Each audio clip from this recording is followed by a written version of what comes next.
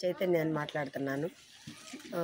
ఈరోజు మేము సమ్మె చేయడము రాష్ట్ర ప్రభుత్వం నుంచి 22వ రోజుకు చేరింది.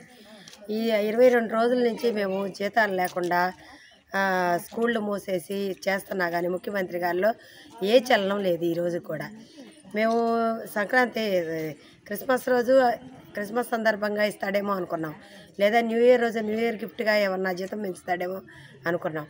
అయినా కానీ ఆయన పుట్టినరోజు కూడా చూసాము. ప్రభుత్వంలో ఎట్లాంటి చలనం లేదు కాబట్టి ఈరోజు దున్నపోత మీద వానపడినట్టుంది ప్రభుత్వం వైఖరి. అందుకే ఈరోజు దున్నపోతుకి వినతి పత్రం వేయడానికి వచ్చాం.